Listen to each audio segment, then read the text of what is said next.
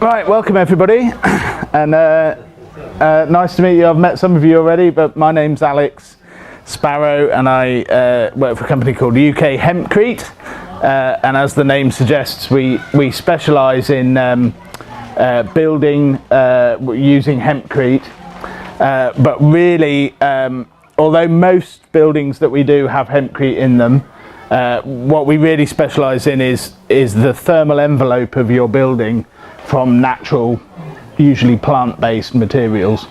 Okay, so we use hemp in two ways. So we'll mix it with lime to create this medium density natural solid walling insulation material, which also has thermal mass, which is called hemp lime or hempcrete. But we also use the hemp fibre, the bast fibre, to for like a wool insulation, like a quilt insulation in roofs.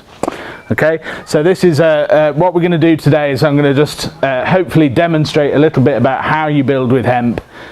Firstly, we're going to look at a few slides of some of the great hempcrete buildings that we've got in the UK that are nothing to do with me. Just a quick march through the last 20 years.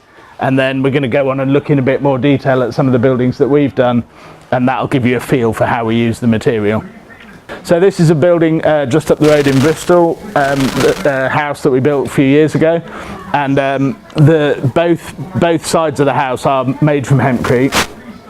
This one's finished in lime render, which, if you like, is the normal finish, and this one's clad in masonry with a lime mortar. So it remains breathable. So it's key that because hemp is the aggregate that we use inside the concrete, if you like, the hempcrete, because it's a plant material, it needs to remain vapor permeable. So winding back then, these are the first hempcrete houses that were built in the UK by a housing association in Suffolk in 1999. And those were built as a trial, a pair of semis that as part of a development, social housing development of 20 odd houses, and they were built to exactly the same design as the brick and block houses, but built with timber frame and hempcrete. And then the building research establishment did a monitoring study to compare the performance, and that was, if you like, the first toe in the water for the UK. Hempcrete was developed in France about 10-15 years earlier than that, but that was the first instance of it being used here. This one, some people might be familiar with, is a development in Swindon called the Triangle. It's built by Kevin MacLeod and his development company. It's 40 hempcrete homes, terraced houses obviously, and this is a block of flats. And this is, they're not weird chimneys, it's a passive stack ventilation system. So I quite like those, quite a funky looking design. This is another development, 160 homes or 120 homes in Letchworth, called Tomorrow's Garden City. That is not very good actually, that's a stitched photo, but it looks like a terrible building mashup. But again, quite a funky hempcrete development with a mixture of lime render and timber cladding finishes. This again is 3 pictures of the same building. So again, some of you might have seen the WISE building at Cat in Wales. WISE in capitals stands for the Wales Institute of Sustainable Education, and it's basically a hempcrete university building. So there's a big round hempcrete centre to the building, with inside a round earth lecture theatre. So this is inside looking down that wall, so you've got a hempcrete wall externally and then a rammed earth wall of the lecture theatre inside, and there's a bar area and student accommodation, and if you go on a course at CAT you can stay in that building. This is from about 2006, I think, the Adnams Brewery Warehouse in Suffolk. Hempcrete's quite popular with brewery companies. The Wine Society also has a hempcrete warehouse in Stevenage, basically because it's an insulation material that also has thermal mass. So the fact that it stores heat in the fabric of the material as well as insulating gives it an exceptional thermal performance and allows it to keep a constant temperature with very little heating or cooling from building systems. This is the Marks and Spencer's, how old's that now? 2012, I think. Big Marks and Spencer's flagship department store on the Wirral, built from hempcrete precast panels, and with rainwater collection systems on the roof and automatic brise de soleil to keep sunlight when you need it but keep it out when you don't, and is the most eco-friendly department store ever. This is I think this is the tallest hempcrete building we've got in the UK, certainly the tallest cast on-site hempcrete building, which is it's at Bradford University, and it's their Centre for Sustainable Education, completed 2014, I think. This is quite a rare look, rare to get a photograph of it because it's inside a disused aircraft hangar at RAF Rawton, but it's the Science Museum's archival storage.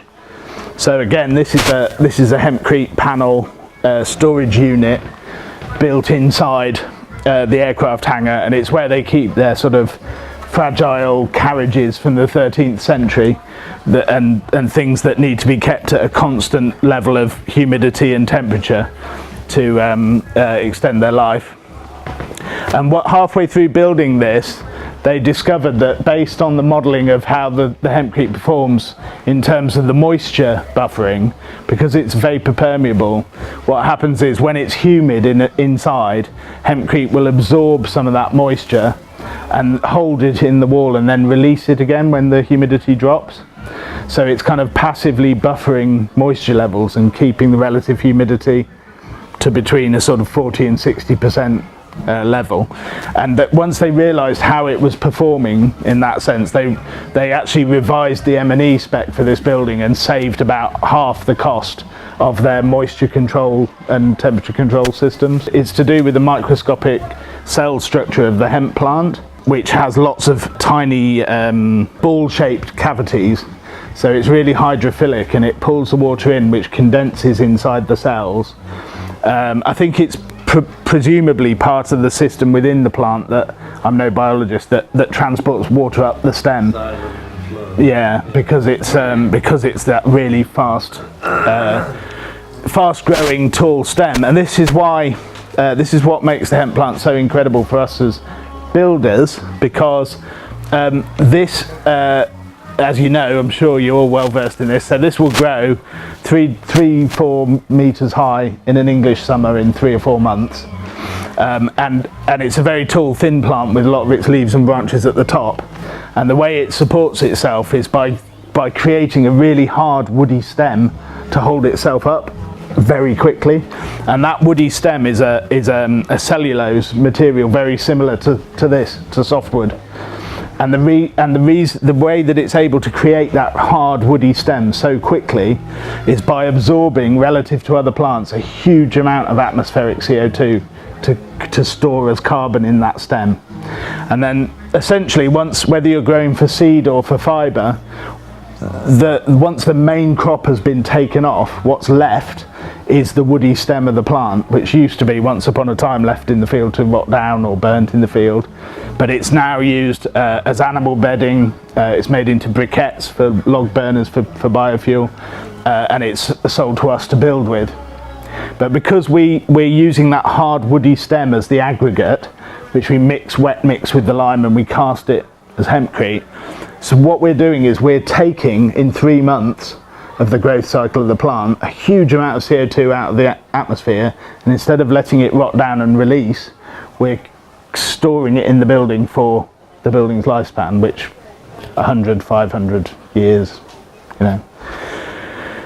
So that is really, and bizarrely, because lime is actually quite a high embodied energy material, it's abundant, but you have to quarry it and burn it in a kiln and then transport it around the country.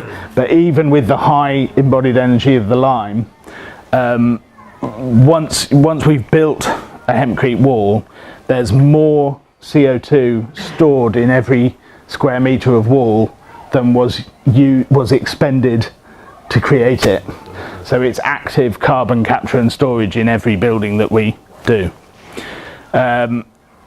So in terms of the planet, that's the reason why we should be building with hempcrete. And it's when people say to me, why hemp, why not straw or recycled wood chip or whatever to mix with the lime to create the crete, that's the main reason. And also the other reason being the huge tensile strength of the hemp plant, both the stem and the fibres. So the hemp that we build with is grown in Yorkshire. It's harvested, obviously, it's processed on the farm, it gets baled up into bags and comes straight from the farm to the building site. This is the hemp stalk, so that's what I was just talking about, the woody stem that we're using. And this is the bast fibres, which are the really strong fibres which are used to make things like this, which is a hemp shirt. And more to the point, in this country, they're used as a reinforcing fibre for car body panels, and they're used to make lightweight insulation. So what we get is the chopped up woody stalk of the plant, and we mix it with a lime or lime-based binder. And it's quite important for me to say that you can't just go down the builders merchants and buy a bag of builders lime. Okay, well you can, but I don't recommend using it. There's 4, maybe 5 properly tested hempcrete binders on the market. 1 or 2 of those are a pure lime, but a very hydraulic lime, which means it takes a very quick set with water. The others are formulated limes, either with pozzolans, which are natural substances which are added to a lime to make it set quicker. 2 of them have a certain proportion of Portland cement in them. So it's really important to say, if you're going to experiment in the garden and build yourself a shed or whatever, by all means go out and buy some lime and have a play and buy some hemp and whatever, but please don't go and do that for a client when you're building for somebody, because you need to, when you're building, especially for new build, you obviously need to be able to prove that the materials that you're using are going to behave in the way that you want them to behave. Because when we build with hempcrete, it's a solid hempcrete wall. It's non-load bearing, so the other thing that's always in there is a structural frame of some kind, but apart from that it's all hempcrete. So it's wall, insulation, render carrier, plaster carrier, all in one material. So if something goes wrong with it, right, the building doesn't fall down because you've got the structural frame there, but it's a huge implication. And if you buy my book, you'll see the photo of when it went wrong for us. And there's a little couple of pages in there where we've put what can go wrong, and one of those things is collapse of the hempcrete out of the wall. And believe me, you do not want that to happen, and your client does not want that to happen. So this is us wet mixing hempcrete on site. So if you're on the workshop tomorrow, this is how we're going to be doing it, just in a standard bell mixer. That's the hardest way to mix hempcrete. So if you come on the workshop tomorrow, you'll have learnt the most difficult thing in hempcrete.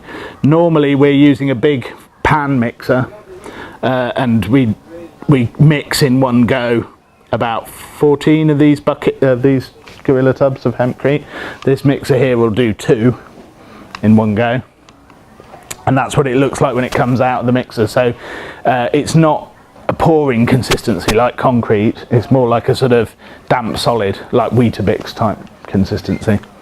And as you've probably seen if you've walked past the stall today, you can either wet mix it and cast it on site around the structural frame, or you can buy it in precast form, either as panels or blocks. Those 2 methods get rid of the major inconvenience of casting on site, which is once you've cast it, you have to wait for it to dry before you can put render on. But in every other respect, up to the size of a single domestic house dwelling, I would always cast on site, because you're casting the whole thermal envelope of the building, all the walls of the building, in one piece. And you can use it in the roof insulation and the floor insulation as well, so you can literally cast the whole thing in one piece. So basically, very simply, there's your building with your thermal envelope. So most commonly people will use hempcrete in the walls of the building, okay? But you can also use it in as part of a breathable, vapor permeable floor build-up. But you'll notice that hempcrete layer, if you can see it, is above ground level because it's a plant aggregate. Even though the lime really protects it well from rotting, we don't detail it in the ground because that's just not robust enough, really. You can also use it as insulation within the roof structure. So as I said, you can have the whole thermal envelope in one piece cast on site. But more commonly, perhaps, we'll use another natural insulation in the roof, like a sheep's wool or a hemp fibre. And in new build, quite often we won't have the hempcrete in the floor, but we'll have a lime sand slab with recycled glass insulation underneath. Just very quickly, this is actually the from the hempcrete block specification, but you can take this as the performance of hempcrete generally. So for those who know anything about building regulations, we're now, this U value, which is here, is the measure of insulation. And now, currently, a new build house has to be at least there or above, okay? So 30 centimetres at least of hempcrete thickness in your solid hempcrete wall to pass building regs. So that's the thickness in centimetres. The important thing about it, though, is that even though that is an exceptional standard of insulation, that isn't the end of its performance. Because of this density, it has a specific heat capacity which allows it to store heat in the fabric of the material. And what that gives you is something called, I don't know if people are familiar with this phrase, phase shift time, which is the time taken for energy as heat to pass through the thermal envelope. So effectively, if you've ever been in a modern building that's well insulated in the roof space, you get to about midday and it starts getting too hot because the heat has come through the insulation layer, and then your insulation's working against you. It's holding the heat in the roof space. So you can see that at about 200 mil, which is way below what's required for building regs, but at about 200 mil, there's a 12-hour phase shift time with hempcrete, which effectively means that in an unheated hempcrete building, this is what's happening. This line here is day and night temperatures, which are changing on a 12-hour cycle, and this red line inside with no heating at all is the internal temperature of that building. So because it takes 12 hours, it's storing that heat and buffering temperature changes, you get a constant internal temperature of between sort of 13 and 16, 17 degrees, which clearly shows you that your energy costs in a hempcrete building are going to be absolutely minimal. So this is the method, okay? So every hempcrete wall, like any straw bale wall or cob wall, will have some kind of masonry upstand plinth, which depending on where your floor is inside, this also needs to be insulated. So that's a design consideration. And then on top of the plinth, we then build a timber frame. That might be a feature oak frame, or it might just be a simple stick frame. You can use untreated softwood because again the lime wraps around it and prevents it from rotting. And then what we usually do in new build is around that structural frame we'll set up shuttering formwork using 11mm OSB boards as temporary shuttering. We mix the hempcrete up in a big pan mixer and we tip. Literally it comes out into tubs, it's not that heavy. The other way of applying it, which as a company we tend to do more in retrofit applications, is spraying the hempcrete into the building effectively. So you can do that on a new build timber frame as well, but you have to have a permanent shuttering to spray against, because you're applying it horizontally. So this is, I don't know if this is going to actually happen. It looks like it is actually, but this is in Stella McCartney's new flagship London store on Old Bond Street, where we're going to be using Hempcrete as a finish, because obviously she wants to wear her sustainability on her sleeve. So we're apparently coming in to spray a lot of the wall with Hempcrete as a finish. So Hempcrete is basically used for walling. This is just to say the walls don't have to be straight and square. You can have them whatever shape you can shutter. This is a 9-metre high Hempcrete tower that we built in Scotland a few years ago. As I said, it's also used as roof insulation. This is actually an extension on a Victorian house in Bristol, but otherwise it would have been a whole envelope house. So they used it in the floor, the walls, the roof insulation, and then the upstairs walls and the upstairs roof. How thick would that roof insulation still be? 30 yeah, mil? that one is no. So normally it's combined with something else in the roof. So this is I think 200 between the rafters, and then on top of that there's a wood fibre insulating board, which goes over to cover, and it's tongue and groove, so you get good air tightness, and then the roof covering. This is Hempcrete ceiling inside. You don't have to have battens in it. You can just do a cast Hempcrete ceiling. It's a and it's bit sticking together. Oh yeah, yeah. It's always a bit nerve-wracking when you don't have the battens, because you're just suspending your shuttering and doing like a fill over it, and the fill obviously fill from above, and then you take the shuttering away. You leave it about a week longer than they tell you to leave it, and then this is in the same building, the floor slab, which had a Hempcrete layer as well. Hempcrete's quite flexible, so this is why architects love it, because you can have a round tower, or you can have like a Hobbit house type aesthetic, or you can have straight minimalist lines. This is quite a good demonstration of how what we do is we cast it square and then we float it to soften the corner, so you can plaster or render straight round the corner instead of putting a PVC bead in. You know, it just keeps the sort of high embodied energy materials to a minimum.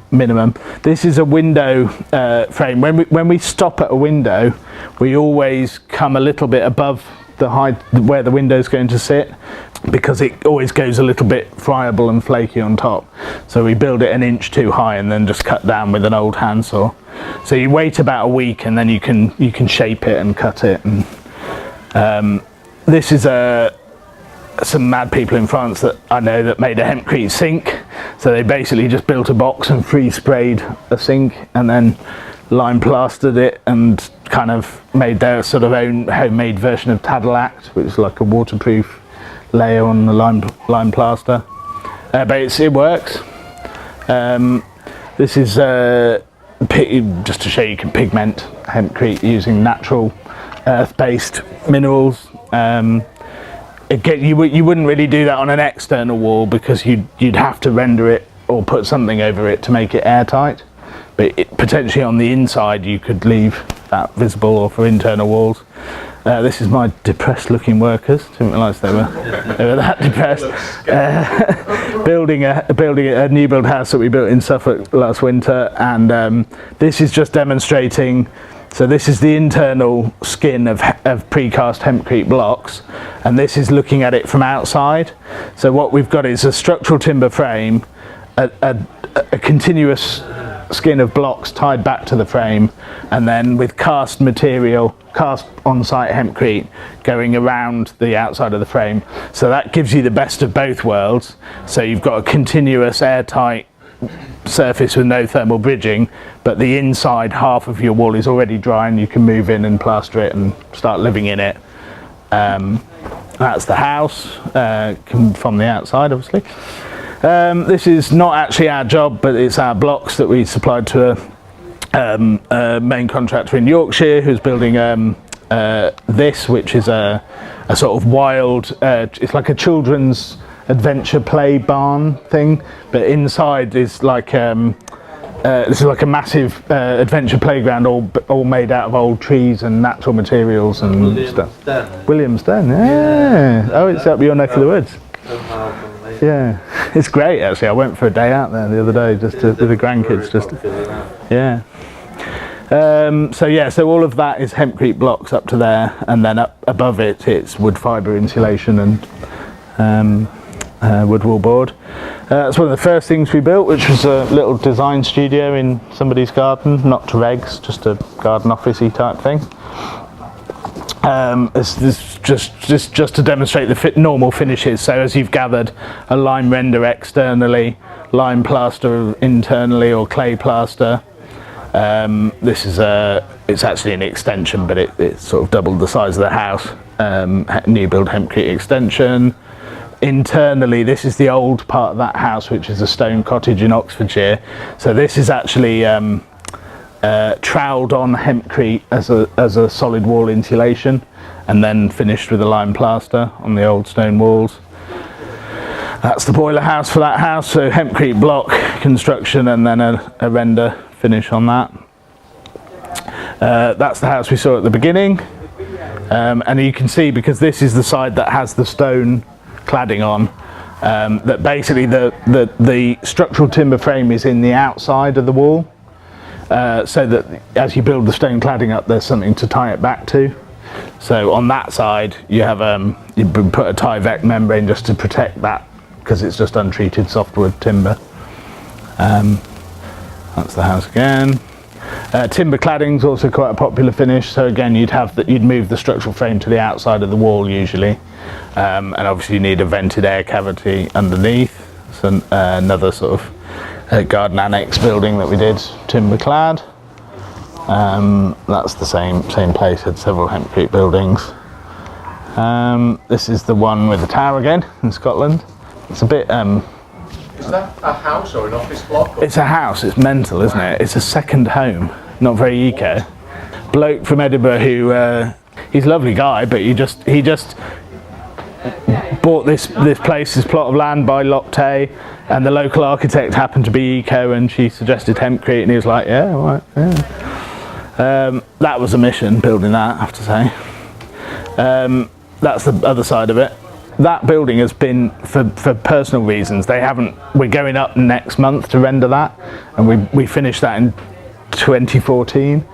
So it's been out in the winter, through 2 winters in the Highlands with and you see these bits here where he's had to fill in with a bit more hempcrete. These rainwater goods are a recent addition. So the first 18 months it had it still had the scaffolding up, and the rain was just bouncing off the scaffolding and just hitting the hempcrete, and that continuous wetting over the course of 2 years actually started making some soft bits in the hempcrete. But all he's had to do is just scrape it out and just fill a bit in. But it just shows how durable it is.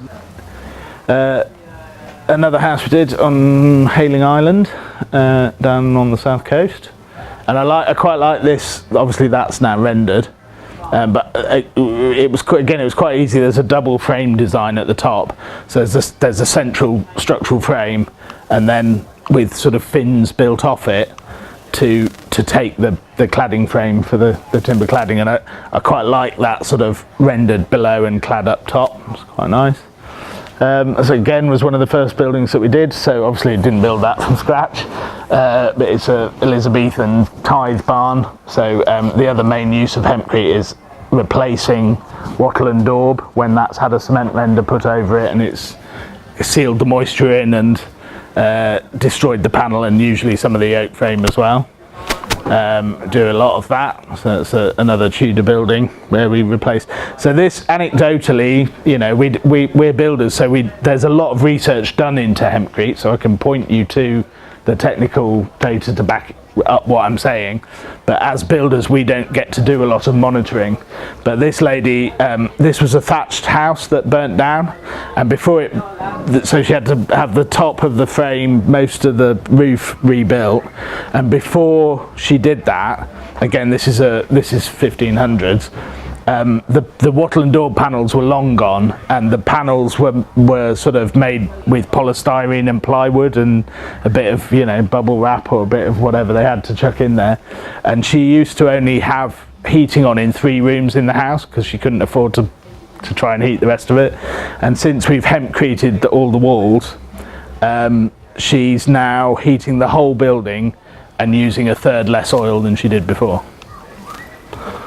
Again, that's the same house, and that's why hempcrete, because it's a loose fill material that sets and holds its shape, you can just follow the shape of old buildings and you get to keep that character, where there isn't really any other kind of material that you could fill into that timber frame with.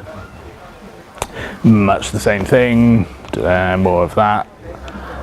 This is the other main retrofit use is solid wall insulation. So in this case, the hempcrete is being cast up the gable externally as a external solid wall insulation, which will then be rendered as a finish. What about drying and, you know, how long? Do you have to have it all do it all in one?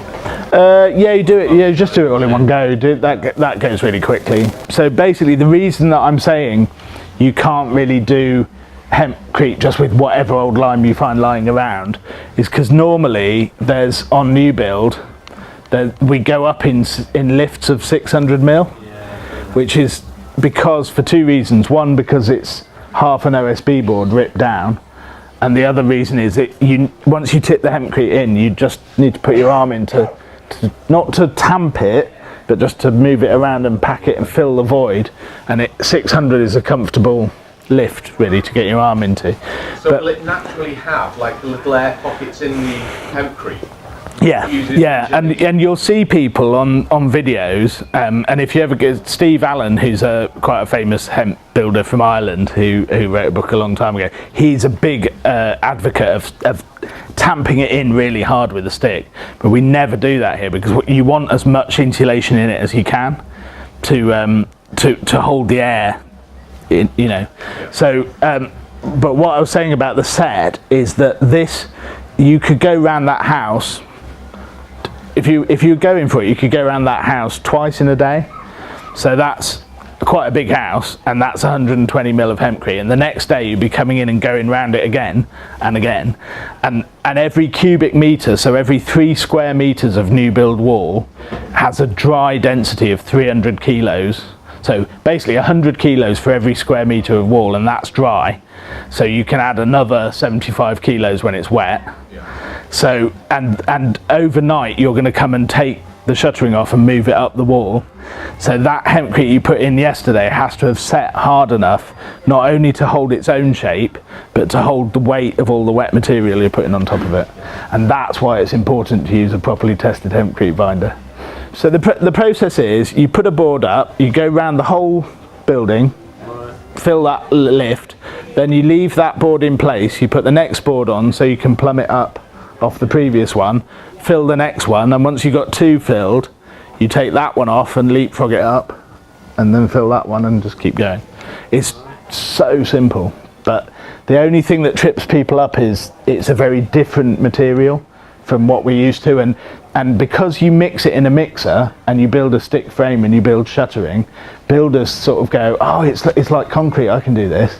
And then they just, because they're a bit gung-ho, British builders, and they just think, oh, it must be like that other stuff we've got, and they just crack on, and sometimes they come unstuck. But you know, I could teach anyone how to hempcrete in an afternoon. You just need, the skill is in the carpentry really. If you want it to be straight and true and plumb and have your corners square, then that's the skill of it, you know. And that really starts in the framing as well, because you're spacing the shuttering off the timber frame. So can I ask, do you have to tie external insulation on? No, you don't need any other insulation. So the hempcrete is your wall, is your insulation, is your thermal mass, your render carrier, your plaster carrier. Sticks to the external. Yeah, the render you just render straight onto the. Do you mean in old building? The last picture. Yeah, here. There. Yeah. So when you're casting against a solid wall, then you have to put in some structure to retain it. Right. So if you're spray applying it, up to about 150 mil, the force of projection is enough to stick it. But sensibly, you would put something in there. So in here we put insulation fixings, like a plastic hammer set fixing with a disc. It looks a bit like a mushroom. So you just drill holes all over the wall, bang those in, and they're sticking out 50 mil. So the hempcrete has something to cast around. It's like an anchor. You couldn't spray that anyway because it's down an alleyway, and you couldn't get the machine in to spray against that wall. You need to be further away. So again, here you see, so this is internal solid wall insulation, and there's a retaining structure there which the hempcrete's casting around. In this case it's made out of wood. Sorry, I'll wrap it up. Yeah, so again, the same building. That's sprayed hempcrete solid wall insulation. Can you see it's very, it's not straight. So the beauty of shuttering it is you get a very straight, true surface, and that can actually save you money in the rendering and the plastering, really. Which is why we don't often use spraying for new build. A couple of years ago we wrote a book and telling everybody how to build with it, and this is a guy called Paul who came on a 2-day course in Brighton a couple of years ago, read the book and literally self-built himself a house in Bicester at the Graven Hill self-build town that they're building, and that's it. We were back there the other day rendering it for him, but he built that hempcrete house by himself with a load of volunteer students from university in the summer. They've bought an ex-MOD site and they're making 2,000 self-build plots available for sale, obviously. So they're basically self-building a town. They've done 1 or 2, like they've done 20, 10, whatever, you know, and so now they're doing 2,000. And this will be on Grand Designs because they're following the first 10 people to take up the plots. That's some people that I did some consultancy for in Lithuania, who I met at EcoBuild, who were like, we want to set up a hemp building company in Lithuania. And I went over and they were meant to come over and work with us, and they never did, and they disappeared, and I thought I'll never hear from them. And I started getting photos of their first house, and it was a dome, and I was really jealous because I've always wanted to do a hempcrete dome. This is just demonstrating the other bit of what we do, which is now, having written a book telling everybody how to do it, we now supply hempcrete materials, pre-cast and cast on site materials to other builders. So again, this is a firm in Devon who built a house in Barnstaple, a firm of normal builders, if you like, who just went out and bought themselves a mixer and a tractor to put it on, and they had a rare old time, and they're keeping the tractor, and they're like, yeah, we like it. Spent 30 years doing the same old stuff, and it's a new string to our bow. And we do up and down the country, and tomorrow in Glastonbury we do training courses where we sort of give it an introduction to using the materials. And that's the 2-day one which we do at the Earthship in Brighton in June. And that's the lot.